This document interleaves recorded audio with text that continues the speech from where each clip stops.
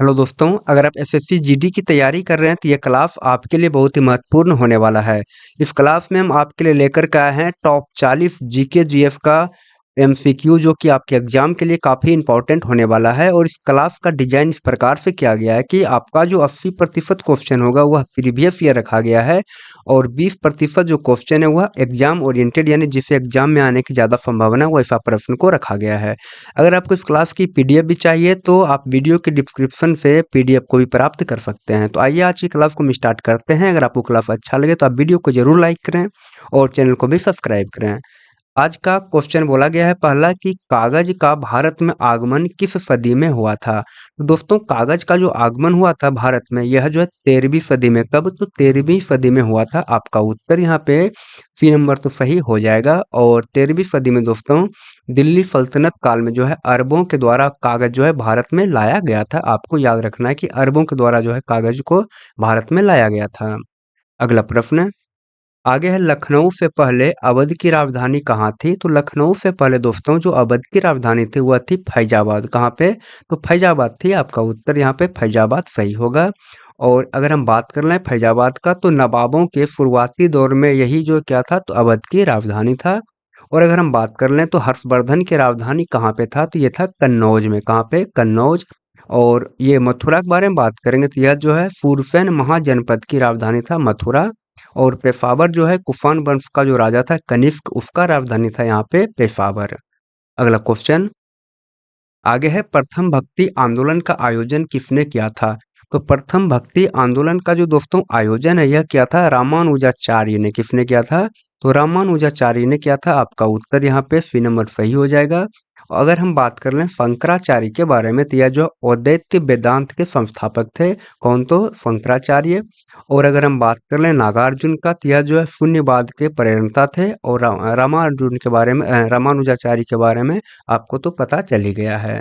अगला प्रश्न है संविधान के अनुसार राष्ट्रीय आपातकाल कब तक लागू रह सकती है। तो दोस्तों संविधान के अनुसार जो राष्ट्रीय आपातकाल है वह कब तक लागू रह सकती है तो यह होगा अनिश्चित काल तक। कब तक? तो अनिश्चित काल तक। आपका उत्तर यहाँ पे सही होगा।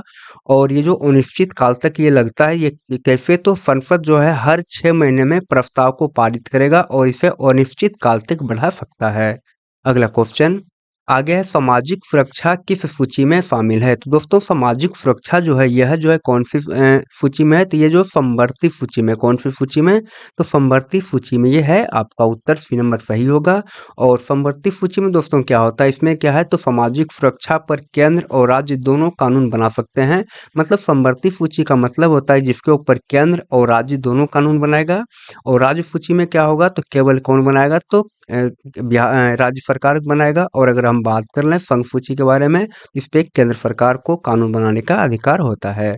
अगला प्रश्न आपसे पूछा गया कि मंदिर निर्माण कला में विमान शैली का प्रचलन किसके शासनकाल में हुआ। तो दोस्तों मंदिर निर्माण की कला में विमान शैली का जो प्रचलन है वह जो है चोल वंश। किसने? तो चोल वंश के शासनकाल में यह स्टार्ट हुआ था। और अगर हम बात कर लें चोल वंश के बारे में तो जो दक्षिण भारत की द्रविड़ शैली है जिसमें विमान होते हैं इनके काल पर चरम पर थी। यानी चोल वंश वंश में ये चरम पर था। अगर हम बात कर लें थोड़ा सा गुप्त वंश के बारे में तो यह जो नागर शैली का विकास हुआ था गुप्त काल में। और गुर्जर प्रतिहार वंश के बारे में बात करेंगे तो यह जो है पंचायतन और महामारू शैली के लिए जाने जाते हैं। अगला क्वेश्चन आगे है इस्लाम का प्रादुर्भाव किस शताब्दी में हुआ। तो इस्लाम का जो प्रादुर्भाव है दोस्तों यह जो है कौन सी शताब्दी में तो 7वीं शताब्दी में। कब? तो 7वीं शताब्दी। यहाँ पे आपका उत्तर सही होगा। और ये जो अगर हम बात कर लें तो 7वीं शताब्दी मतलब क्या तो 610 ईस्वी के आसपास में जो है मक्का में। कहाँ पे? तो सऊदी अरब के मक्का में इस्लाम धर्म की शुरुआत हुआ था। और 6ठी शताब्दी में दोस्तों पैगंबर मोहम्मद का जन्म हुआ था जिसने क्या किया तो इस्लाम धर्म की स्थापना किया था। अगला क्वेश्चन आगे है चंगेज खां के नेतृत्व में मंगोलों ने किस सुल्तान के शासनकाल में आक्रमण किया। तो चंगेज खां के नेतृत्व में जो है मंगोल जो है किसके शासनकाल में आक्रमण किया था। तो आपका उत्तर यहाँ पे होगा इल्तुतमिश। कौन होगा? तो इल्तुतमिश आपका उत्तर सही हो जाएगा। और इल्तुतमिश दोस्तों इसके समय में 1221 में, कब तो 1221 में चंगेज खां जो है सिंधु तट पर आया था। अगर हम बात कर लेंगे बहराम शाह के बारे में तो इल्तुतमिश का उत्तराधिकारी था बहराम शाह। अगर हम बात करें रजिया सुल्तान के बारे में, यह जो दोस्तों भारत की पहली महिला शासिका थी रजिया सुल्तान। अगला क्वेश्चन आगे है द लीडर्स पुस्तक के लेखक कौन है? तो द लीडर्स पुस्तक के जो लेखक है वह है रिचर्ड निक्सन। कौन है? तो रिचर्ड निक्सन आपका उत्तर सही होगा। अगर हम बात कर लें इसके बारे में थोड़ी सी, तो रिचर्ड निक्सन जो है यह अमेरिका के पूर्व राष्ट्रपति रिचर्ड निक्सन के द्वारा लिखा गया पुस्तक है। कौन सा पुस्तक दोस्तों? तो द लीडर्स है। अगर हम बात कर लें डॉक्टर एपीजे अब्दुल कलाम का प्रसिद्ध पुस्तक के बारे में तो यह है विंग्स ऑफ फायर, जो कि एपीजे अब्दुल कलाम का आत्मकथा है विंग्स ऑफ फायर। इसे किसने लिखा है? तो एपीजे अब्दुल कलाम जी ने लिखे हैं। अगला क्वेश्चन आगे है बैंक नोट जारी करने वाला प्रथम देश कौन है? तो बैंक नोट जारी करने वाला जो दोस्तों प्रथम प्रथम देश है दोस्तों वह कौन है? तो स्वीडन। कौन है? तो स्वीडन आपका उत्तर यहाँ पे सही हो जाएगा। और अगर हम बात कर ले तो स्वीडन जो है दोस्तों यह पहला आधुनिक बैंक नोट स्वीडन के स्कॉट होम बैंकों ने जो है 1661 में जारी किया था। अगर हम बात कर लें अमेरिका के बारे में तो अमेरिकी डॉलर जो है काफ़ी बाद में चलन में आया। और ये जो चीन के बारे में हम बात करेंगे तो सबसे पहले कागजी मुद्रा जो है चीन में जारी हुआ था, आपको इसे भी याद रखना है। अगला क्वेश्चन आगे है त्रिभुवन हवाई अड्डा कहाँ पर है? तो त्रिभुवन हवाई अड्डा जो है दोस्तों यह है काठमांडू में। कहाँ पे? तो काठमांडू नेपाल में है त्रिभुवन हवाई अड्डा, आपको याद रखना है। ये क्या है? तो काठमांडू यह नेपाल की राजधानी जहाँ मुख्य अंतर्राष्ट्रीय हवाई अड्डा है कौन सा? तो त्रिभुवन हवाई अड्डा। अगर हम बात करें जकार्ता में कौन सा हवाई अड्डा है तो यह है सुकर्नो हट्टा अंतर्राष्ट्रीय हवाई अड्डा। और मनीला में कौन सा है? तो नियान एक्विनो अंतर्राष्ट्रीय हवाई अड्डा है मनीला में। अगला क्वेश्चन आगे राष्ट्रगान प्रारंभ करने वाला पहला देश कौन है? तो राष्ट्रगान को प्रारंभ करने वाला दोस्तों जो पहला देश है वह कौन है, ये आपसे पूछा गया है। तो इसका जो उत्तर होगा यहाँ पे वह जापान सही हो जाएगा। ऑप्शन नंबर बी जापान बिल्कुल सही है। और यहाँ कहा गया दोस्तों कि जापान जो है जापान का किमियागो दुनिया का सबसे पुराना राष्ट्रगान माना जाता है। अगला क्वेश्चन आगे है सिविल सेवा परीक्षा प्रारंभ करने वाला पहला देश कौन है? तो सिविल सेवा परीक्षा को प्रारंभ करने वाला जो पहला देश है दोस्तों वह है चीन। कौन है? तो चीन आपका उत्तर यहाँ पे डी नंबर सही हो जाएगा। और चीन जो दोस्तों यह प्राचीन चीन के हॉन राजवंश में योग्यता आधारित परीक्षा सबसे पहले यहाँ पे शुरू किया गया था। तो आपको याद रखना है कि सिविल सेवा परीक्षा को प्रारंभ करने वाला कौन से देश है? तो चीन है। अगला प्रश्न आगे है संयुक्त राज्य अमेरिका के प्रथम उपराष्ट्रपति कौन था? तो संयुक्त राष्ट्र अमेरिका यानी कि यूएसए का प्रथम उपराष्ट्रपति के बारे में आपसे पूछा गया है। तो इसका जो उत्तर होगा वह होगा जॉन एडम्स। कौन होगा? तो जॉन एडम्स आपका उत्तर यहाँ पे सही हो जाएगा। और जॉन एडम्स के बारे में हम बात कर लें तो ये अमेरिका के पहले उपराष्ट्रपति थे और यह जो है दूसरे राष्ट्रपति बने थे अमेरिका के, ये भी आपको याद रखना है। अगला प्रश्न आगे है अशोक ने किस लघु शिलालेख में अपना नाम अशोक अंकित किया? क्या पूछा गया आपसे कि अशोक ने जो है दोस्तों वह कौन से शिलालेख में अपना नाम अशोक अंकित किया था, ये आपसे पूछा गया है। तो यहाँ पे जो आपका उत्तर होगा वह मास्की शिलालेख भी हो जाएगा और आपका ये गुजरा या तो यहाँ पे गुर्जर शिलालेख जो होता है वो भी हो जाएगा। यानी कि ऑप्शन नंबर आपका सी यहाँ पे ए और बी दोनों सही हो जाएगा। अगर हम बात कर लें मास्की के बारे में तो यह कहाँ पे? तो कर्नाटक में स्थित है जहाँ पे इस शिलालेख में अशोक का नाम अशोक मिलता है। और अगर हम बात कर लें गुजरात जो कि कहाँ पे है? तो मध्य प्रदेश में है। यह शिलालेख में भी अशोक का नाम जो है अशोक ही मिलता है। अगला क्वेश्चन आगे है मुगल कालीन भारत में राज्य के आय का प्रमुख स्रोत क्या था? तो मुगल कालीन भारत में दोस्तों राज्य का जो आय का प्रमुख स्रोत था ये आपसे पूछा गया है। तो यह था भू राजस्व। क्या था? भू राजस्व आपका उत्तर यहाँ पे सही होगा। और दोस्तों भू राजस्व क्या है? तो किसानों से वसूला जाने वाला लगान यानी कि भू राजस्व ही राजकोष का मुख्य यहाँ पे मुख्य स्रोत था। कब? तो मुगल काल में। अगला क्वेश्चन आगे है औरंगजेब द्वारा चलाए गए जिहाद का अर्थ है। तो आपसे पूछा है कि औरंगजेब के द्वारा जो चलाया गया था जिहाद उसका अर्थ क्या है, ये आपको बताना है। तो उसका अर्थ होता है दारुल इस्लामी। क्या होगा? तो दारुल इस्लामी आपका उत्तर ए नंबर सही हो जाएगा। और दारुल इस्लामी जो है इसका अर्थ भारत में काफिरों के देश से इस्लाम का देश बन, यहाँ पे बोला गया क्या कि दारुल इस्लामी, इसका अर्थ क्या है तो भारत में काफिरों के देश से जो है इस्लाम का देश बनाना था। अगला क्वेश्चन आगे है दोस्तों कि अकबर के दरबार में आने वाला प्रथम अंग्रेज कौन था? तो अकबर के दरबार में जो आने वाला प्रथम अंग्रेज था दोस्तों वह थे कौन? तो रॉल्फ, यहाँ पे अगर हम बात करें तो रॉल्फ फिच कौन थे? तो रॉल्फ फिच आपका उत्तर सही होगा। और रॉल्फ फिच जो है दोस्तों यह 1585 में अकबर के दरबार में आने वाला पहला अंग्रेज यात्री था। अगर हम बात कर लें रॉबर्ट क्लाइव के बारे में दोस्तों तो यह क्या था? तो 1757 के प्लासी युद्ध के समय ब्रिटिश सेनापति था कौन? तो रॉबर्ट क्लाइव। अगर हम बात कर लें कैप्टन हॉकिंस के बारे में तो इसने जो दोस्तों 1608 ईस्वी में जहांगीर के दरबार में आया था। अगर हम बात कर लें थॉमस मुनरो के बारे में तो इसने जो है 19वीं सदी में मद्रास का गवर्नर बना था थॉमस मुनरो। अगला क्वेश्चन आगे है सर्वोच्च न्यायालय का अपीलीय क्षेत्राधिकार किस अनुच्छेद के अंतर्गत आता है? तो सर्वोच्च न्यायालय का जो अपीलीय क्षेत्राधिकार है दोस्तों यह जो है कौन सा अनुच्छेद, ये आपसे पूछा गया है। यह जो है अनुच्छेद 133 के क्षेत्राधिकार में आता है। अगर हम बात कर लें यहाँ पे इसके बारे में तो अनुच्छेद 133 यह क्या कहता है? तो यह जो है सिविल यानी कि दीवानी मामले में सुप्रीम कोर्ट में अपील से संबंधित है। अगर हम बात कर लें अनुच्छेद 131 के बारे में तो यह जो है सुप्रीम कोर्ट के मूल क्षेत्राधिकार से संबंधित है। अगर हम बात कर लें अनुच्छेद 135 के बारे में तो यह जो है फेडरल कोर्ट के अधिकारों के सुप्रीम कोर्ट के द्वारा उपयोग से संबंधित होगा। और अनुच्छेद 137 इसमें क्या है? तो यह जो है सुप्रीम कोर्ट के न्यायिक पूर्वावलोकन से जुड़ा हुआ होता है अनुच्छेद 137 से। अगला क्वेश्चन आगे है ऑक्सीजन के बिना माउंट एवरेस्ट पर चढ़ने वाला प्रथम व्यक्ति कौन था? तो ऑक्सीजन के बिना जो माउंट एवरेस्ट पर चढ़ने वाला प्रथम व्यक्ति था वह था फू दोरजी। कौन थे? तो फू दोरजी आपका उत्तर यहाँ पे सही होगा। और फू दोरजी जो है इन्होंने 1984 में बिना कृत्रिम ऑक्सीजन के एवरेस्ट पर फतह कर लिया था। कब? तो 1984 में। अगला क्वेश्चन आगे है इंटेलिजेंस ब्यूरो की स्थापना कब की गई? यानी कि आईबी यानी कि इंटेलिजेंस ब्यूरो की स्थापना कब हुआ था ये आपसे पूछा गया है। तो इसका जो स्थापना दोस्तों 1920 में किया गया था। कब? तो 1920 में किया गया था। अगर हम इसके बारे में बात कर लें तो 1920 ईस्वी में दोस्तों ब्रिटिश काल में बनी इस संस्था को 1920 में जो है आधुनिक रूप से पुनर्गठित किया गया था। अगला क्वेश्चन आगे है परमाणु खनिज विभाग कहाँ पर स्थित है? तो परमाणु खनिज विभाग के बारे में आपसे पूछा गया है दोस्तों यह कहाँ पे स्थित है? तो यह जो है हैदराबाद में। कहाँ पे? तो हैदराबाद में स्थित है। अगर हम इसके बारे में बात कर लें तो हैदराबाद में जो है परमाणु खनिज अन्वेषण और अनुसंधान निर्देशालय जो है यहाँ पे स्थित है। अगर हम बात कर लें केंद्रीय आलू अनुसंधान संस्थान कहाँ पे है? तो यह है शिमला में।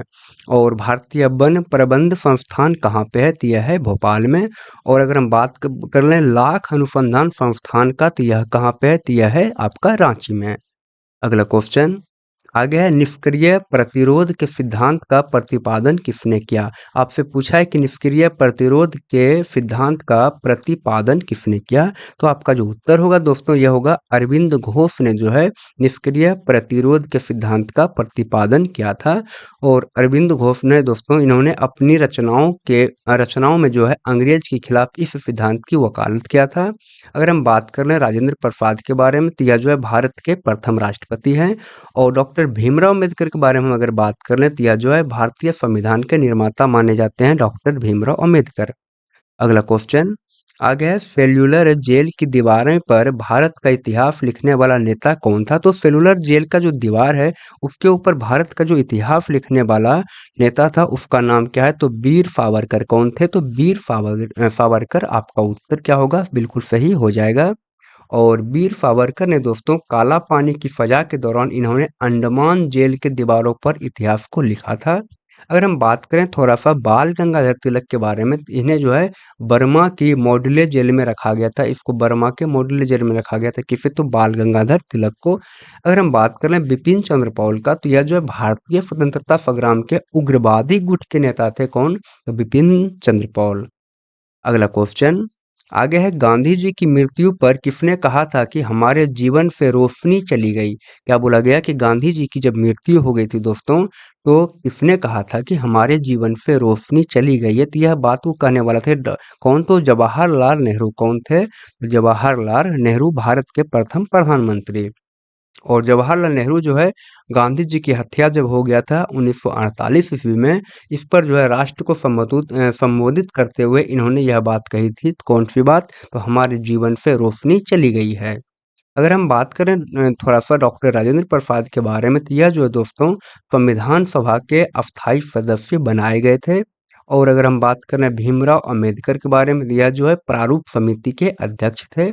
और रविंद्रनाथ टैगोर जो है दोस्तों, गांधी जी को महात्मा की उपाधि दिया था रविंद्रनाथ टैगोर ने। अगला क्वेश्चन आगे है, कितने दिनों के भूख हड़ताल के बाद जतीन दास की मृत्यु 13 सितंबर 1929 को जेल में हो गई थी? दोस्तों यतीन जतीन दास की जो मृत्यु है वह 13 सितंबर 1929 को जेल में हो गया था। और किसके कारण? तो भूख हड़ताल के कारण हुआ था। यही आपसे पूछा है कि कितने दिन का इसने भूख हड़ताल किया था। तो यह जो है कितना दिन का? तो 63 दिन के भूख हड़ताल के बाद इसकी मृत्यु हो गई थी। और 63 दिन यानी कि 63 दिन हो गया। और लाहौर जेल में राजनीतिक कैदियों के अधिकार के लिए 63 दिनों के उपवास के बाद वे शहीद हो गए थे। अगला क्वेश्चन आगे, भारतीय राष्ट्रीय सेना यानी कि आईएनए की स्थापना कब हुई? तो भारतीय राष्ट्रीय सेना की जो स्थापना है वह 1943 में। कब? तो 1943 में हो गया था। और अगर हम बात कर रहे हैं 1943 में दोस्तों, तो सुभाष चंद्र बोस ने सिंगापुर में आईएनए यानी कि भारतीय राष्ट्रीय सेना का पुनर्गठन करके इसका कमान को संभाला था। और अगर हम बात कर रहे हैं 1920 में क्या हुआ था, तो असहयोग आंदोलन स्टार्ट हुआ था 1920 में। और 1939 में दोस्तों सुभाष चंद्र बोस ने फॉरवर्ड ब्लॉक की स्थापना किया था। और 1949 में भारत का संविधान को अंगीकृत किया गया था। अगला प्रश्न आगे है, इतिहास लिखने की कला सर्वप्रथम किस देश के नागरिकों ने विकसित की? तो इतिहास लिखने की जो कला है दोस्तों, सर्वप्रथम जो है कहाँ के नागरिक ने? तो चीन के नागरिक ने विकसित किया था। अगर हम इसके बारे में बात कर लें, तो चीन जो है, प्राचीन चीन के विद्वानों ने राजवंशों का व्यवस्थित इतिहास लिखने का सबसे पहले शुरू किया था। अगला क्वेश्चन आगे, सार्वजनिक हित याचिका की संकल्पना की शुरुआत किस देश में हुई थी? तो सार्वजनिक हित याचिका की संकल्पना की जो दोस्तों शुरुआत है वह कौन से देश में? तो वह जो है यूएसए में। कहाँ पे? तो यूएसए में यहाँ हुआ था।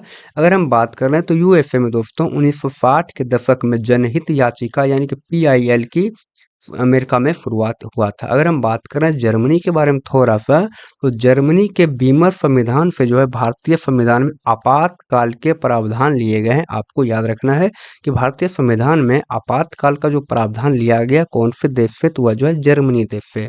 अगर हम बात कर लें तो भारतीय संविधान के गणतंत्रात्मक व्यवस्था कहाँ से लिया गया है? यह लिया गया है फ्रांस के संविधान से।